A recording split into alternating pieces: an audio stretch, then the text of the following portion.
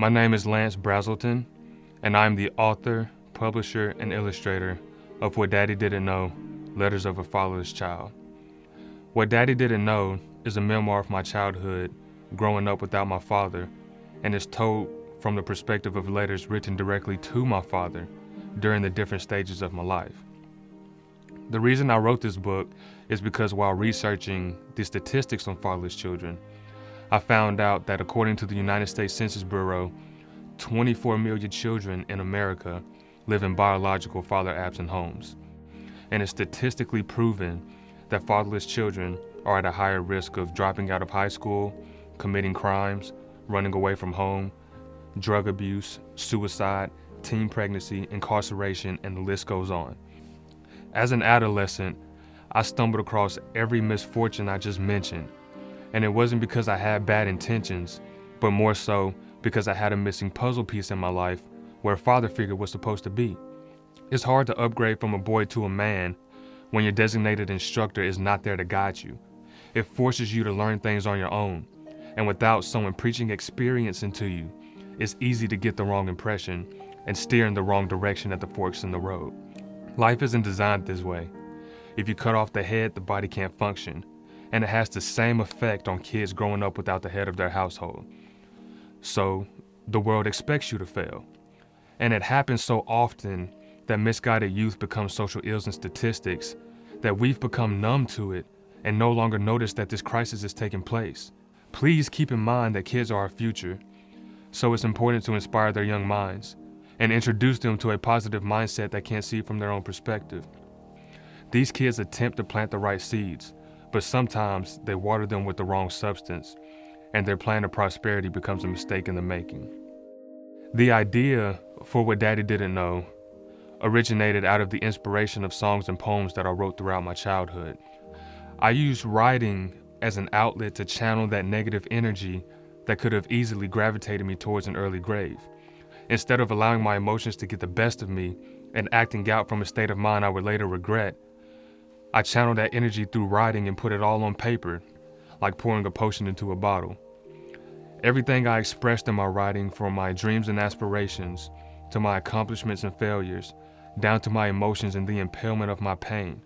It was all something my father never knew, but it was something my Heavenly Father gave me the strength to endure. The book was first released in April of 2016, and now I'm in the process of recording the audiobook with original music. I see a bright future for this story because it's going to reveal a positive path once it gets in the hands of the millions of people who can automatically relate. Adolescents aren't the only ones hunting for happiness and understanding. There are also millions of adults who can't jump over the hurdle of their childhood trauma. This fatherless tragedy doesn't discriminate by race, age, religion, or who you are. And most of the time, kids are born a victim to it. Take myself as an example. It's not the child's fault that they became a statistic the moment they were born. Therefore, they shouldn't be held accountable of dealing with the side effects of being a fatherless child and wrestling with these circumstances alone. That's why it's my obligation to plan book signings and speaking engagements at every school, church, event, and organization meeting I possibly can. I take pride in presenting this book because it's something I wrote, illustrated, and self-published on my own. I didn't have a major company that helped me give birth to this project. I had to research, read, revise, self-teach, and invest in myself financially 100%. I went broke investing in myself, and I felt the anchor of giving up weighing down on me. I was told I couldn't do it, I was told to get a real job, and I was taken advantage of at a time I was vulnerable.